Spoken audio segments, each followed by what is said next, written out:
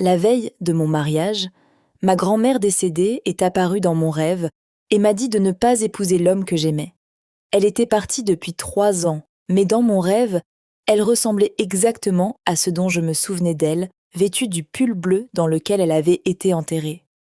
Elle a attrapé mes mains et avait l'air terrifiée, puis elle a dit « Quand c'est votre mariage ? Réveillez-vous avant le lever du soleil, va chez sa mère, vous comprendrez tout. » Je me suis réveillée à exactement 4h12 du matin, tremblant. J'ai essayé de me convaincre que c'était juste du stress parce que je me mariais dans quelques heures. Mais quelque chose en moi ne me laisserait pas ignorer son avertissement. Alors, je me suis habillée, j'ai attrapé mes clés et j'ai conduit dans les rues vides vers la maison de ma future belle-mère. Je m'appelle Claire Morgan.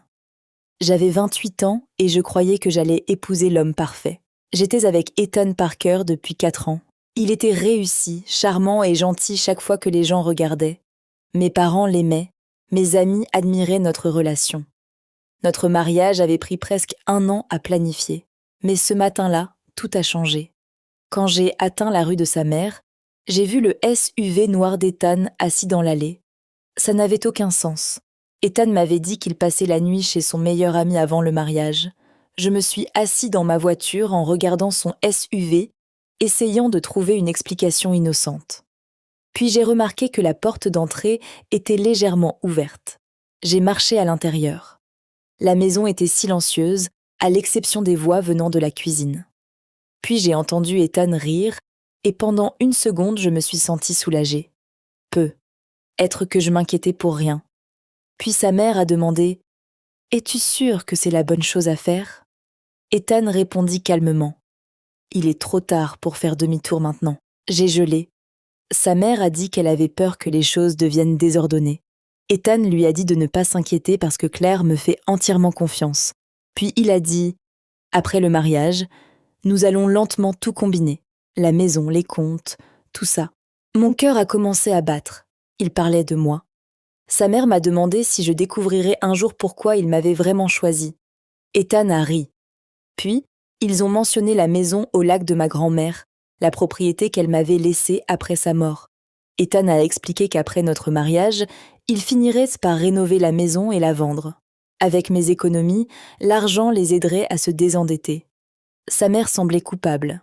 Elle lui a dit qu'elle détestait le voir profiter de moi. Ethan a répondu qu'il ne profitait pas de moi.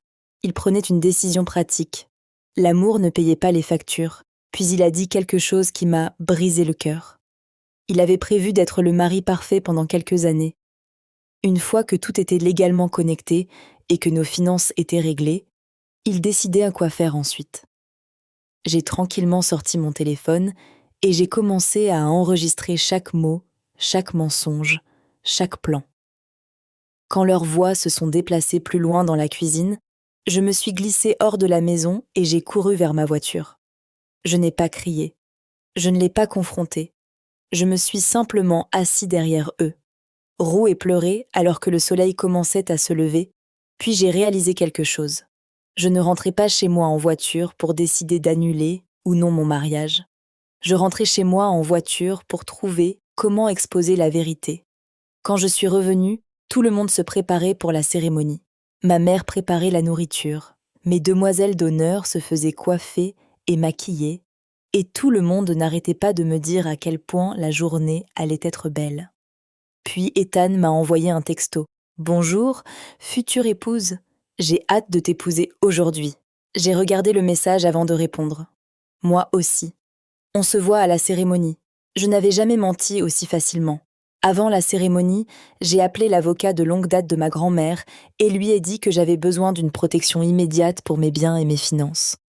Il a promis que rien ne serait transféré ou combiné sans ma permission. À midi, le jardin était bondé.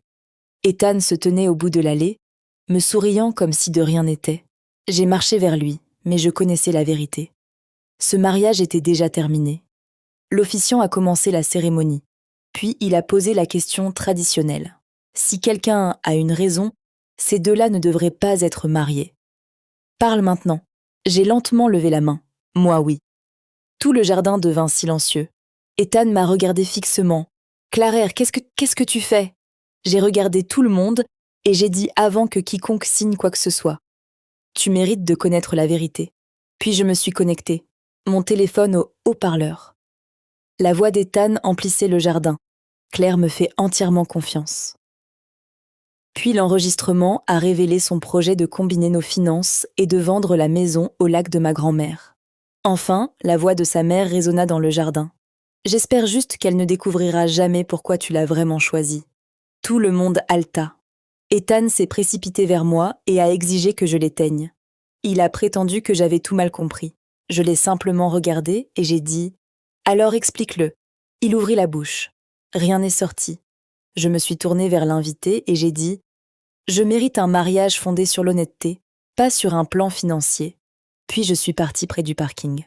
Quelqu'un a appelé mon nom. C'était Eleanor Hayes, l'amie la plus proche de ma grand-mère. Elle m'a pris les mains et m'a dit que 2 ans avant la mort de ma grand-mère, elle avait donné à Eleanor une enveloppe scellée avec une instruction. Donne ça à Claire si jamais elle a besoin de se souvenir de se faire confiance. À l'intérieur se trouvait un message manuscrit de ma grand-mère. Elle m'a dit de ne jamais faire taire mon instinct juste pour que quelqu'un d'autre soit à l'aise. Elle a dit « Un cœur aimant ne devrait jamais m'obliger à ignorer le sentiment que quelque chose ne va pas ». J'ai pleuré quand je l'ai lu. Peut-être que ma grand-mère ne m'avait pas littéralement rendu visite ce matin-là. C'était peut-être sa sagesse qui vivait en moi, m'avertissant au moment exact où j'en avais besoin. 6 mois plus tard, je suis retournée dans sa maison du lac. Au lieu de le vendre, je l'ai restauré. J'ai gardé tous les souvenirs qui me rappelaient d'elle. Et pour la première fois depuis des mois, je me sentais complètement libre. Ethan a essayé de me contacter plusieurs fois, je n'ai jamais répondu. Les gens me demandent parfois si je regrette de m'être éloignée de mon mariage. Je leur donne toujours la même réponse. Je n'ai pas perdu l'avenir que je voulais. J'ai échappé à l'avenir que je n'ai jamais mérité.